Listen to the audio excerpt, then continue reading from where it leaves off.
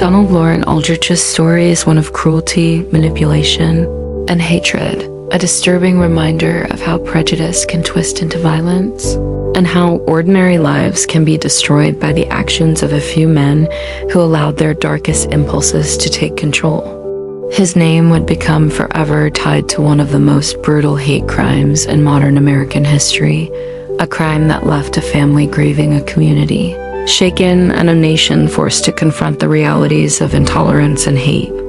Born in 1959, Aldrich grew up in circumstances that seemed unremarkable on the surface. He was not known for brilliance or achievement, nor was he a man who drew much attention to himself. People who encountered him often described him as quiet, sometimes distant, and not particularly memorable. But those who knew him well also recalled something else, a lack of empathy, a manipulative streak, and a cold detachment that set him apart. This darker side of Aldrich would take years to fully reveal itself, but when it did, the consequences would be catastrophic. By the early 1990s, Aldrich had drifted into a life of instability. He had moved to Tyler, Texas, where he formed relationships with younger men, Henry Dunn and David McMillan. Aldrich was older, more experienced, and in many ways, he acted as their ringleader. To those who studied the case later, he appeared to thrive on control, using his influence to lead the younger men down a path of violence. Together, the three of them devised a plan that was chilling in its simplicity and horrifying in its intent. They would lure gay men under false pretenses, rob them, and if necessary, silence them. Their plan was not just about money, it was about power, about dominance, and about a deep-seated hatred directed at a community they despised. On the night of December 8th, 1993, the plan would culminate in an act of brutality that shocked even seasoned investigators. That night, Aldrich and his accomplices set their sights on 23-year-old Nicholas West. Nicholas was a young man full of life and kindness. He was openly gay at a time and in a place where that openness came with risk. Friends remembered him as warm, generous, and hopeful about the future. But to Aldrich and his companions, Nicholas was not a human being with dreams and a family who loved him. He was a target. Nicholas crossed paths with the trio in Bergfeld Park, a location in Tyler that was known as a gathering spot for gay men. To Nicholas, the meeting may have seemed ordinary, perhaps even friendly, but to Aldrich, it was the beginning of a deadly game. Armed with a gun, the men abducted Nicholas and forced him into their vehicle. From that moment on, his fate was sealed. What happened next was a descent into cruelty. Nicholas was beaten, mocked, and humiliated. He was taunted for his sexuality, subjected to the hatred of men who saw him not as a person, but as something less. Witnesses and later testimony described how Aldrich seemed to take a lead role, pushing the violence further, directing the torment. The beating left Nicholas bruised and bloodied, but his ordeal was far from over. The men drove him out of the city and into the isolation of Smith County.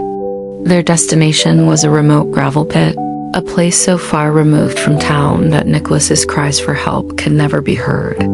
Under the cold December night sky, Nicholas was forced out of the car.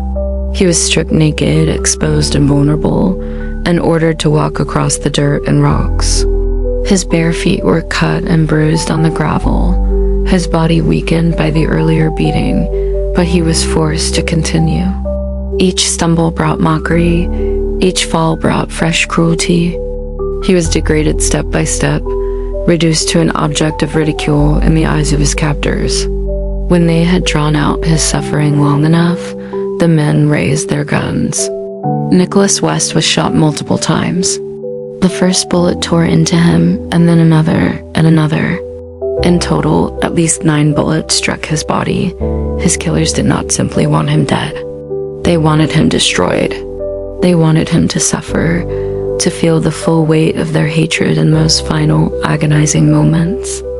When it was over, Nicholas lay lifeless in the dirt pit, his young life extinguished in an act of brutality that shocked everyone who would later learn of it. The discovery of his body the next morning horrified the community. Even seasoned law enforcement officers were shaken by the brutality of the scene. It was not just a murder, it was an execution fueled by hate. The violence was so excessive, so deliberate, that it left no doubt in investigators' minds that this was not simply about robbery or impulse.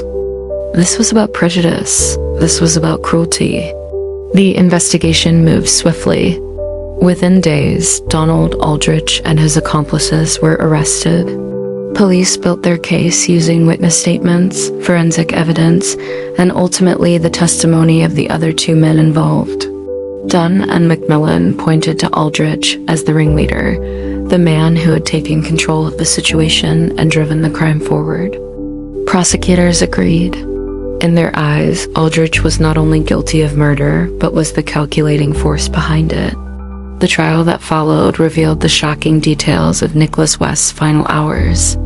Jurors listened as the prosecution laid out the timeline of the abduction, the beating, the humiliation, and finally the execution-style shooting.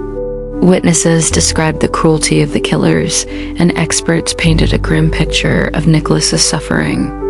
Through it all, Aldrich remained largely detached, showing little remorse for what he had done. In 1994, the jury returned its verdict.